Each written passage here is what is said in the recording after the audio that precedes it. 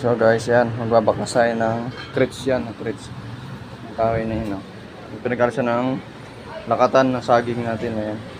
Yan, binabaklas na nga natin yun guys, so ayan. Ang pamibabaklasin pa tayo. Yung crates na yan, papamigay lang natin kahoy na yan, ginagamit niya ng pang gatong, inahin sa atin.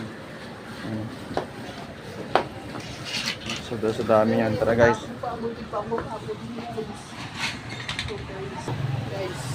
Isang linggo tayo sa mga trabaho. Ay! Guys, ang nilabot.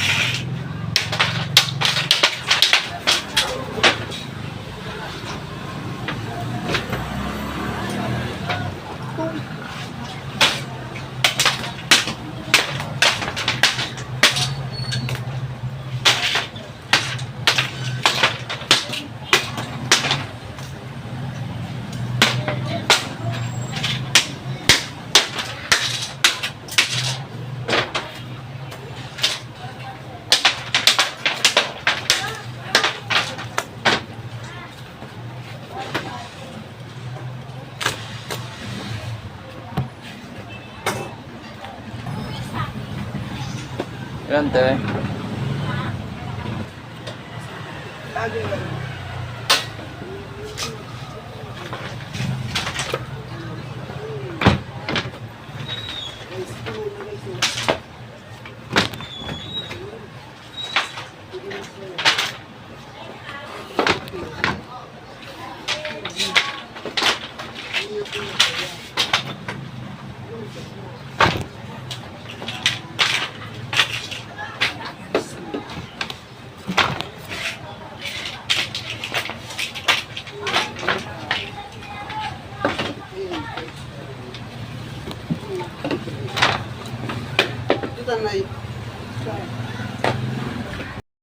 Hey! Kinaligot sinundot ang kanyang eng.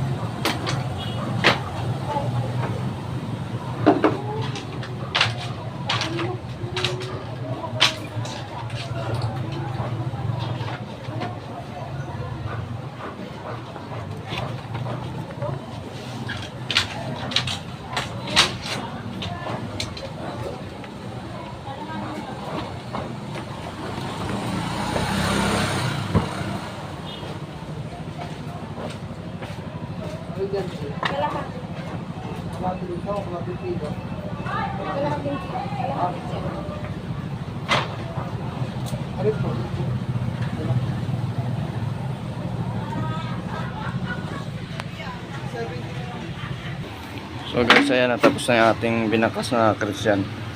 Sino nangangailangan ng kahoy dyan, ng crates ito, meron kami dito. Pinapamigay lang to guys, yan. Crates kahoy yan guys. So ilalabas na natin yan, ilalagay natin para meron na makakuha nyan ng malinis natin sa pusta natin guys. So guys, ayan na yung lakatan na binakas sa atin kanina. Sa crates na yun, inalis natin siya nang hindi mahinog. Kulob na kulob kasi. Saka ito guys, yung saha, mga saha na kina natin, inalis doon.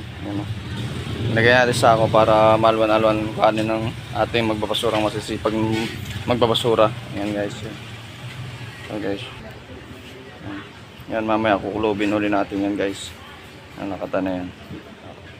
So ito pa mga lakatan natin yan. Ayan. Binaklas din natin kanina kasama yan. So guys, ayan na pala yung crates na natin. Binaklas natin kanina. Ayan. Yan mga crates. Kung sino nangangailangan talaga ng kahoy dyan, kuhanin nyo na lang dito sa may kwan. Sa aming pwesto. Yan o. Yung kahoy na yan. Pinapamigay lang namin yan o. Sayang naman kasi tapon yan. Mapapakinabangan pa guys. Yan, no? So guys, yan na lang. Shout out na lang.